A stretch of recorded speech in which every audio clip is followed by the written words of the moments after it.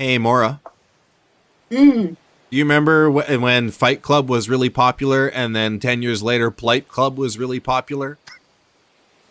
Oh, yeah. Oh, yeah, yeah. Okay, so first, for years, Fight Club was popular, and everybody had the Edward Norton bruised poster and the sweaty. But then the next big thing was Plight Club, and it was also a movie with Edward Norton, but his plight was that his memory worked backwards, so he couldn't remember his name, and he had to keep asking people his name. And the first rule of Plight Club was, "Who the hell am I?" And the second rule of Plight Club was, "Can you tell me how to get home?" It was a very sad movie. We cut to a Hollywood production office. Okay, Miss Stewart. Again, I was really enjoying the first half of your script.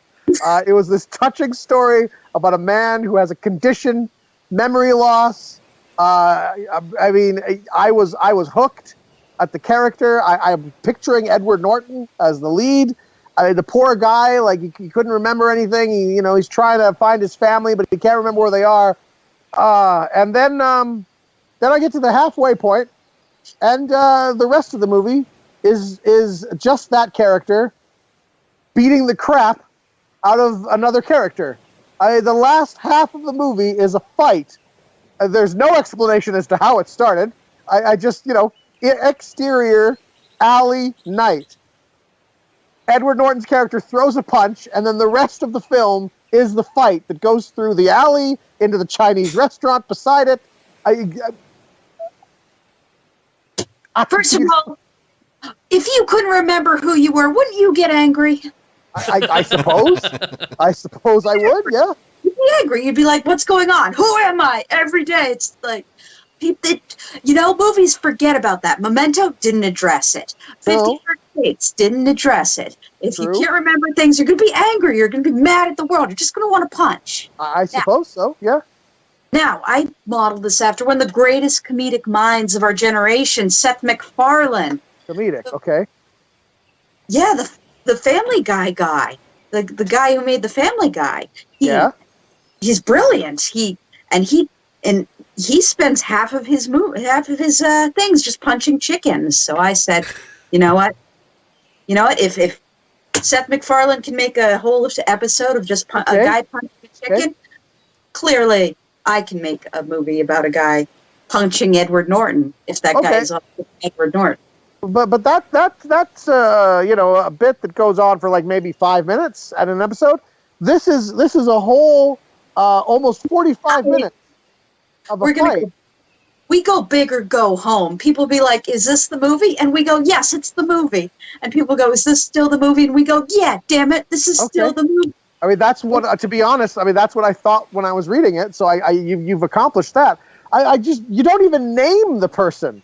It's just Edward Norton's character just punches a person that we've never seen, that we don't know, that we've not been introduced to, and then fights him for the last 45 minutes. Look, and then just credits.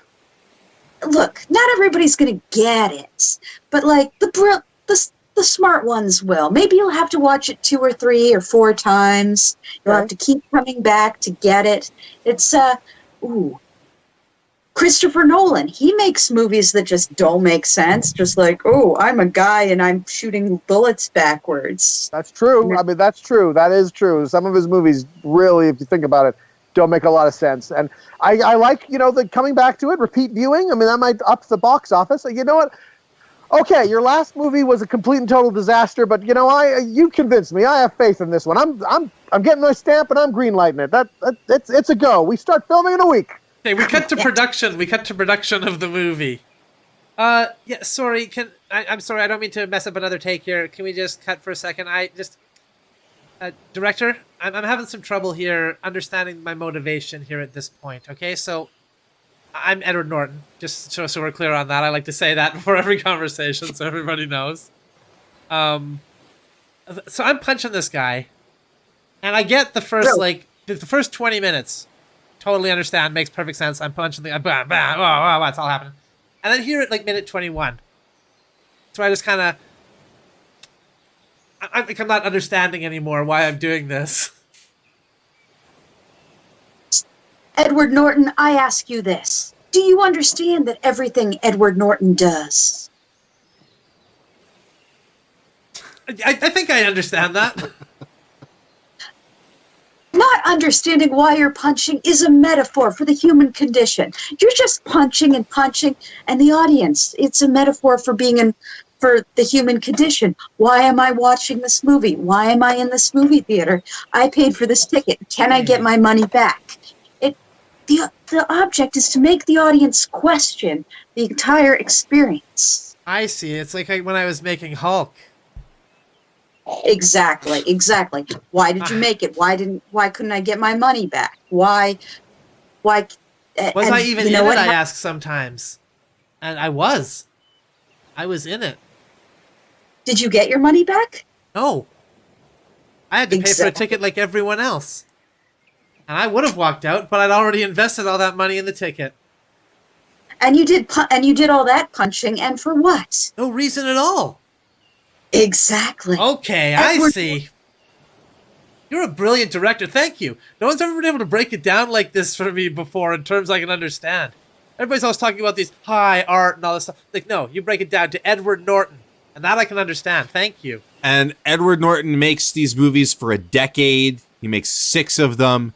And then he's in a room with his agent one day. Edward. Yes. Now you've been I prefer making... you say Edward Norton. I prefer the full name. Edward Norton. Thank you. Have you ever considered making a movie where, instead of punching, kick? No. No, why would I kick? Why have No you reason always at all. kicked? Exactly. No reason at all. Okay. Wow. This could be like one of those career revivals for me.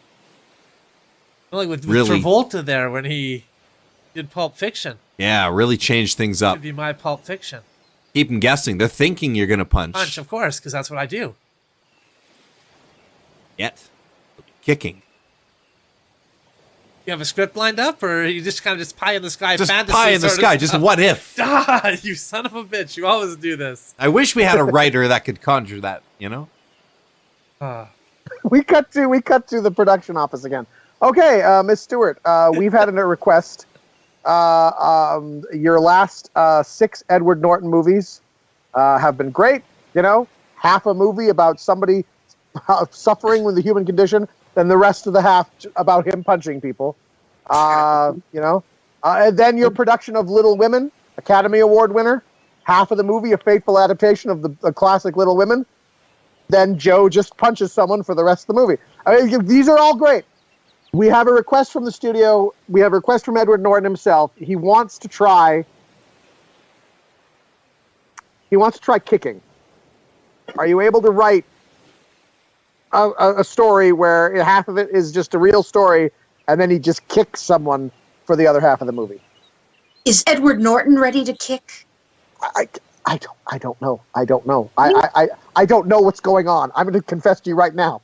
For the last 5 years, I have had no idea what has been happening. These movies have been greenlit. They're a success. Ready to kick. I don't think Stanley Tucci's ready to kick. You have to be ready. Okay. Nicolas Cage, maybe on a good day, but Okay.